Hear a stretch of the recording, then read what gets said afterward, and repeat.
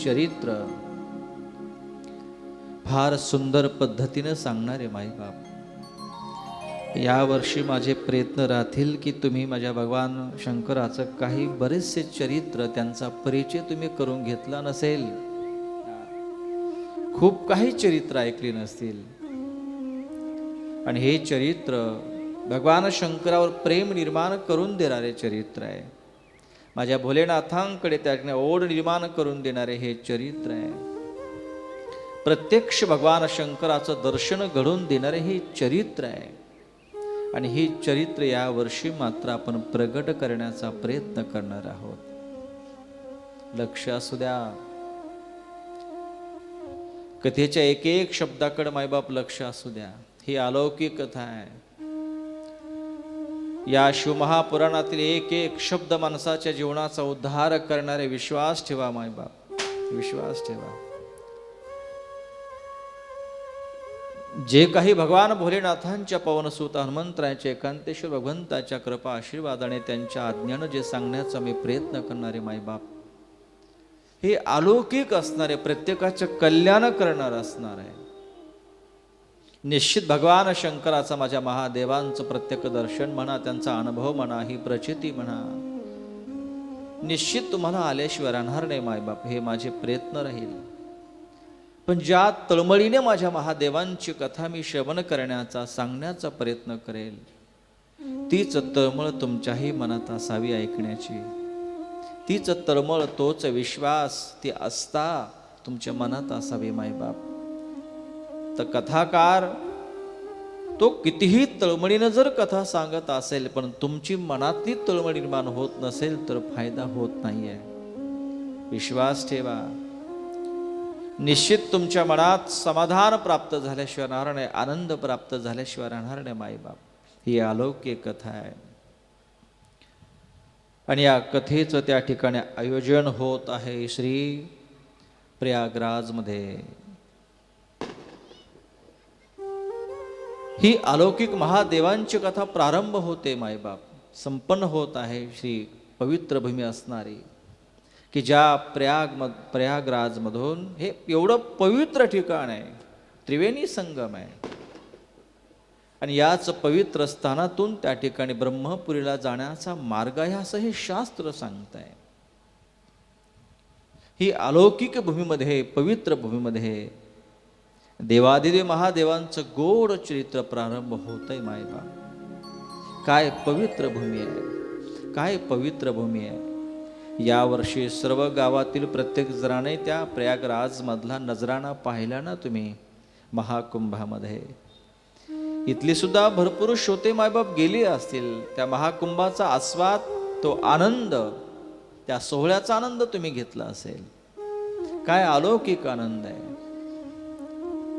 की ज्या प्रयागराज मध्ये प्रत्येकाच्या ओठावर महादेव महादेव महादेव महादेव महादेव, बम बम भोलेनाथ, साम सदाशिव, अनेक अनेक नावानं माझ्या भगवान शंकराला ही पुकारा करत होती, गर्जना करत होती. प्रयागराज मध्ये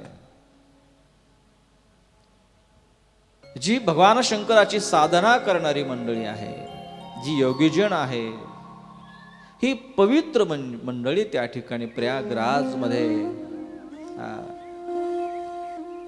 सर्व जगाला पवित्र करण्याकरता तिथे हजर होती मायबाप. कोणाचं काय स्वरूप, कोणाचं काय स्वरूप, कोणाच्या अंगाला भस्म चर्चित होता, भस्म लावलेला होता, कोणाच्या जटा 10-10 फूट एवढ्या लांब होत्या असं सांगतात. आम्हाला नाही जाणं झालं, कारण त्यावेळेस आमच्या कथा चालू होत्या. पण प्रयागराज मधला आनंद मात्र आम्ही इकडे खूप घेतला. ही अलौकिक सोहळा मात्र प्रयागराज मध्ये संपन्न झाला माईबाप. मी या वर्षी कथेमध्ये सांगत गेलो की माझ्या भगवान शंकराने या वर्षी, या 24, 25, 26 या कालामध्ये भगवान शंकराला काहीतरी दया उत्पन्न झाली असेल.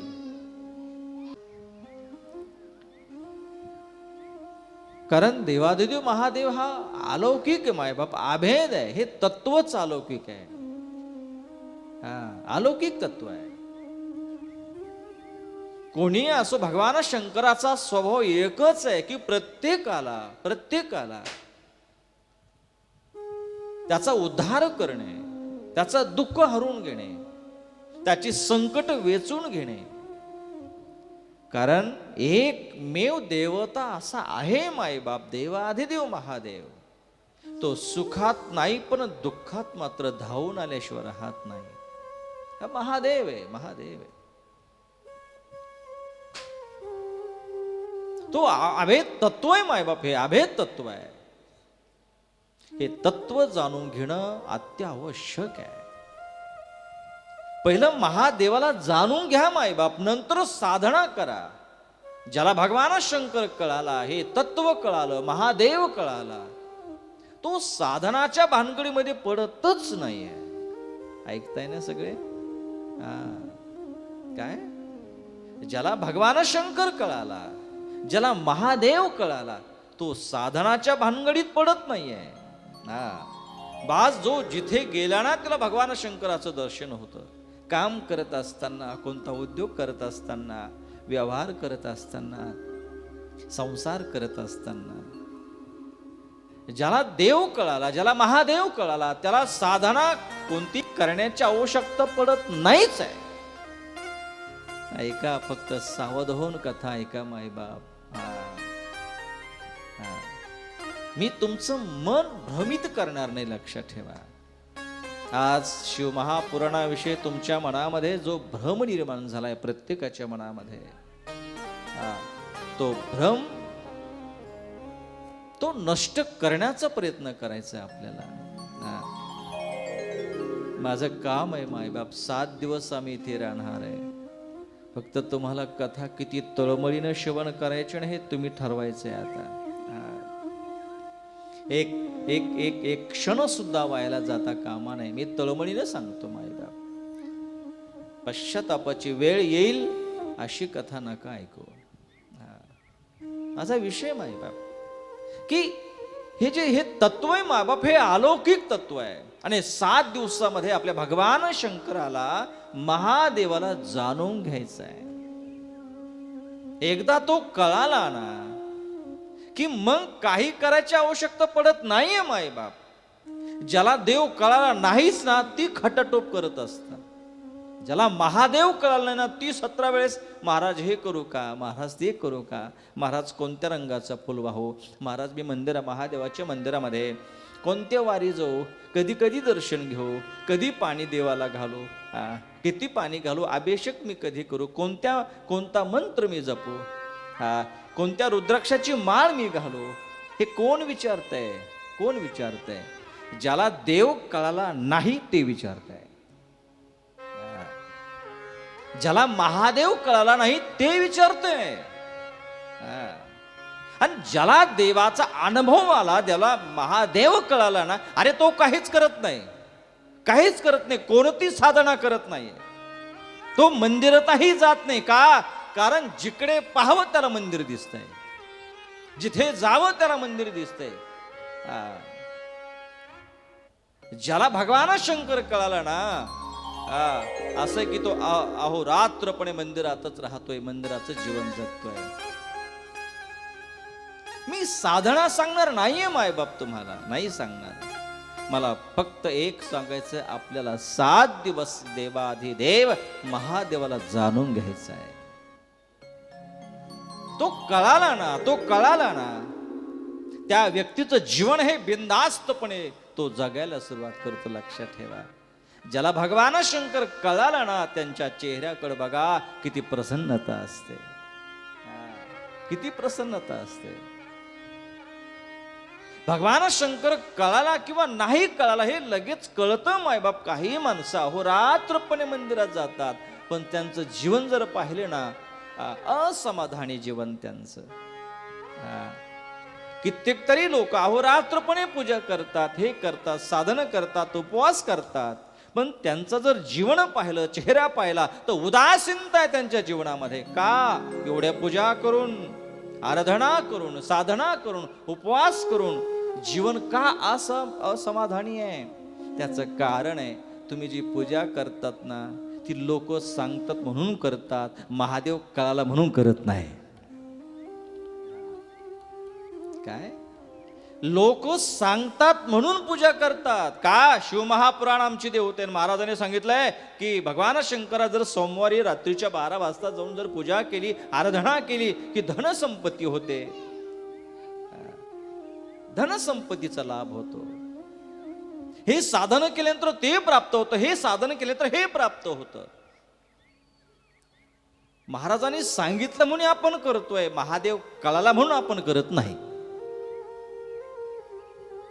माईबाप म्हणून देव कळणं फार महत्वाचं आहे, हे तत्व कळणं फार महत्वाचं आहे. मी बोलून गेलो ना की ज्याला देव कळाला, महादेव कळाला ना, अरे तो काहीच करत नाहीये, काही करत नाही. ना कोणती साधना करायची आवश्यकता आहे, ना कोणता योग करण्याची आवश्यकता आहे, ना कोणतं तप करण्याची आवश्यकता आहे, काहीही करण्याची आवश्यकता नाही. तो जर कळाला की तो तुम्हाला सोडून दूर राहत नाहीच आहे. अहोरात्रपणे तो तुमच्या सोबत राहतोय. 7 दिवस साधना आपल्याला शिकायची नाही, 7 दिवस आपल्याला एकच माहिती करून घ्यायची, एक प्राप्ती करून घ्यायची आहे. फक्त भगवान शंकर या तत्वाला जाणून घ्यायचं आहे.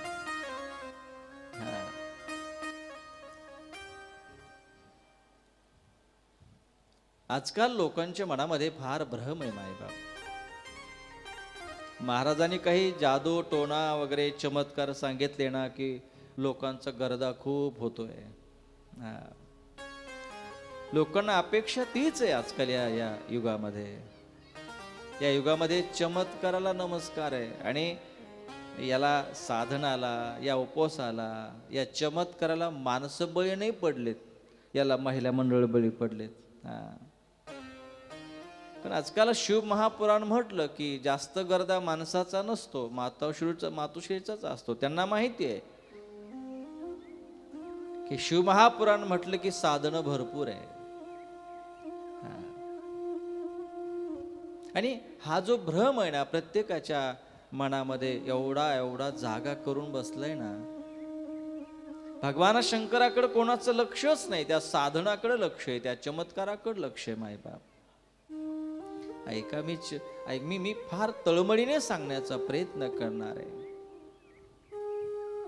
या 7 दिवसामध्ये फक्त हे भगवान शंकर महादेव हे तत्व जाणून घ्यायचं, लक्ष ठेवा.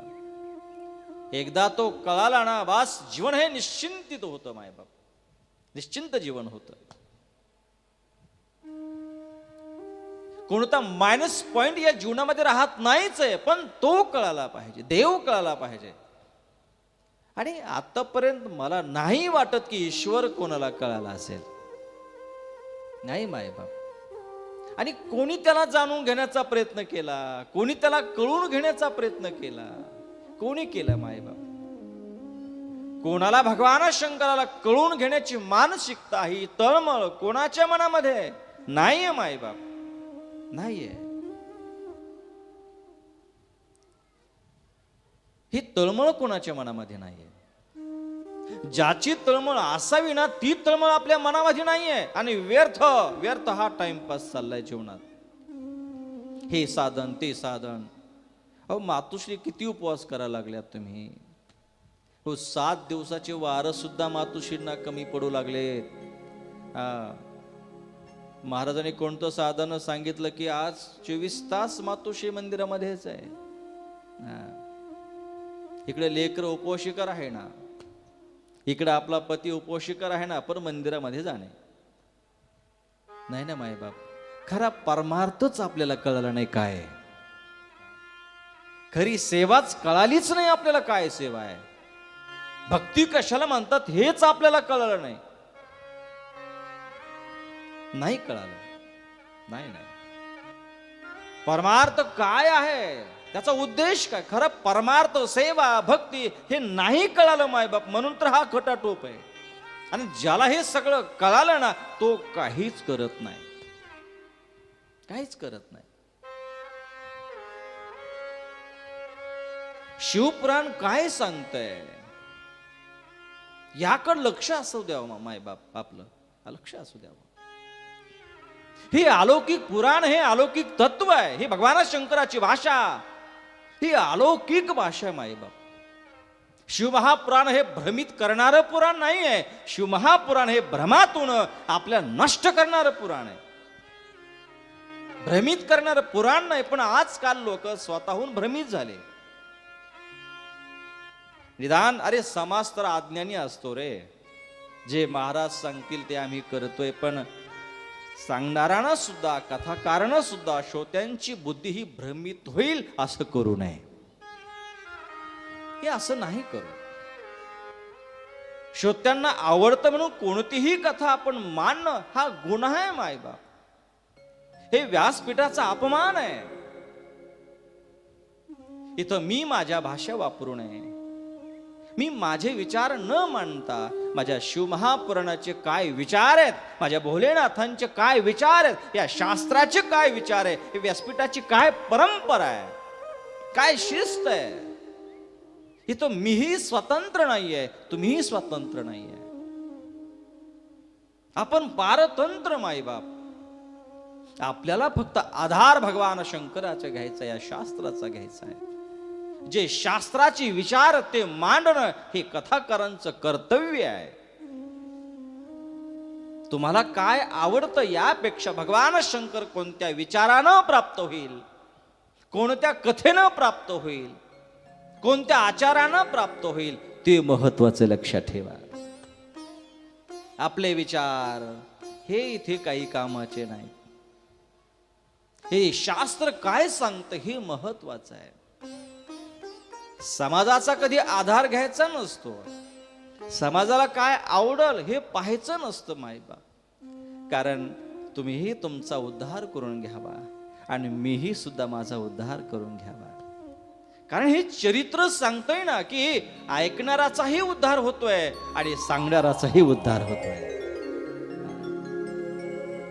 पण ऐकणारही निस्वार्थ असावे, त्यांचंही पवित्र अंतःकरण असावं, त्यांनाही ही कथा ऐकण्याची तळमळता असावी, ही श्रद्धा असावी, भाव असावा, शुद्ध भाव असावा. आणि सांगणाराचा सुद्धा निस्वार्थ भाव असावा, शुद्ध भाव असावा, पवित्र विचार असावे. आणि तो भगवान शंकराच्या आचारावर आणि विचारावर चालणारा असावा. तर कथा आहे, तर भगवान शंकराचं दर्शन आहे मायबाप. इथे स्वतंत्र कोणी नाही, लक्षात ठेवा. कोणी नाही स्वतंत्र. आपण पारतंत्र आहे. मी सुद्धा कधी अभिमान बाळगायचा नाही की मी कथाकार आहे, मी कथा सांगतोय. हा मीपणा, हा इगो, हा अहंकार कोणाच्याही मनात येता कामा नाही. अरे मायबाप, नाही नाही.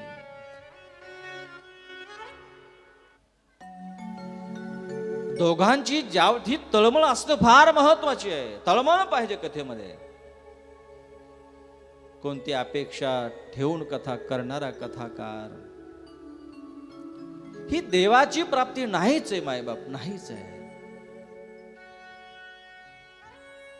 म्हणून लक्षात ठेवा, हा अभेद असणारा देवाधिदेव महादेव तळमळीने त्या ठिकाणी ही कथा सांगण्याचा प्रयत्न करतोय. आणि जगाच्या कल्याणाकरता हे महान शास्त्र, हे अलौकिक शास्त्र निर्माण केलं माझ्या महादेवानं. कोणा करता केलं रे, कोणा करता? कथा ऐकण्याचा अधिकार जनावराला आहे का माणसाला आहे? बोलताय ना तुम्ही, येतंय ना बोलता सगळ्यांना? माणसाला आहे. कथा श्रवण करण्याचा अधिकार हा जनावराला का माणसाला आहे? माणसाला आहे मायबाप. हा खटाटोप माझ्या देवाधिदेव महादेवाने माणसा